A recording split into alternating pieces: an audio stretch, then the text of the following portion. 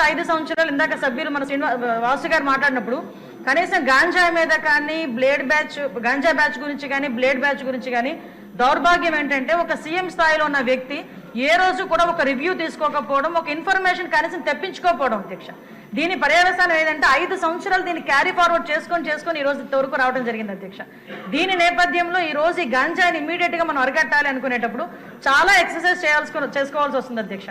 System ని కూడా మనం మళ్ళా రిపేర్ చేసుకోవాల్సిన పరిస్థితి ఏర్పడింది అధ్యక్ష.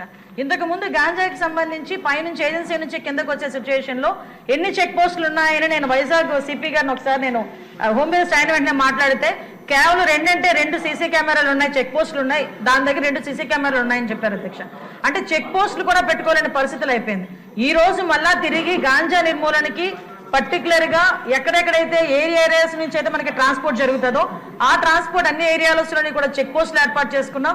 చెక్ పోస్టుల దగ్గర సీసీ కెమెరాస్ ఏర్పాటు చేసుకున్నాం అధ్యక్ష. ఏ గాంజా తీసుకునే వ్యక్తి కూడా ఎక్కడ కూడా తప్పించుకోకూడదనే ఉద్దేశంతోనే సర్వేలెన్స్ కింద సీసీ కెమెరాలు ఆల్రెడీ ఫిక్స్ చేస్తున్నాం అధ్యక్ష. దీని నేపథ్యంలోనే మనం అర్థం చేసుకుంటే అధ్యక్ష, ఈ 5 నెలల కాలంలో మనం వచ్చిన ఎన్డీఏ గవర్నమెంట్ వచ్చిన 5 నెలల కాలంలోనే సుమారుగా 25,000 కేజీల గాంజాని ఈ రోజు పట్టుకొని గవర్నమెంట్ స్వాధీనం చేసుకునే పరిస్థితి, పోలీస్ డిపార్ట్మెంట్ వాళ్ళు పట్టుకుని స్వాధీనం చేసుకునే పరిస్థితి కనిపించింది అధ్యక్ష. దగ్గర 916 మందిని కూడా ఈ రోజు మనం జూన్ నుంచి అక్టోబర్ వరకు చూసుకుంటే 916 మంది మీద ఆల్రెడీ కేసులు నమోదైన వాళ్ళందరూ కూడా వెళ్ళారు అధ్యక్ష. ఇందాక గౌరవ సభ్యులు కూడా జైలుకి సంబంధించిన విషయం కూడా చెప్తున్నారు అధ్యక్ష. ఇంతకు ముందు ఏం జరిగిందన్న దాని గురించి ఈ రోజు నేను చెప్పక్కర్లేదు, మీరు చెప్పక్కర్లేదు, ప్రపంచం అంతా కూడా తెలుసు.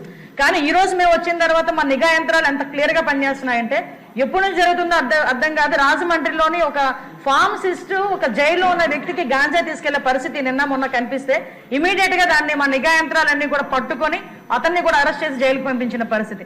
మీరు అన్నట్టుగానే ఎక్కువ ఏజెన్సీ ఏరియాలోని చిన్న పిల్లలు దీనికి ఎడిక్ట్ అయిపోయే పరిస్థితి కనిపిస్తుంది అధ్యక్ష.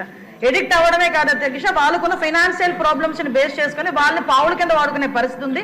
కాబట్టి గాంజా బ్యాచ్ల్లోని గాంజాలు సరఫరా చేసేవారు కానీ గాంజా తీసుకునే వాళ్ళకి కూడా అధ్యక్ష ఈ రోజు ఏదో తీసుకొచ్చాము, జైల్లో పెట్టేసాము, వాళ్ళకి రిమాండ్ తీసేసాము, తర్వాత బెయిల్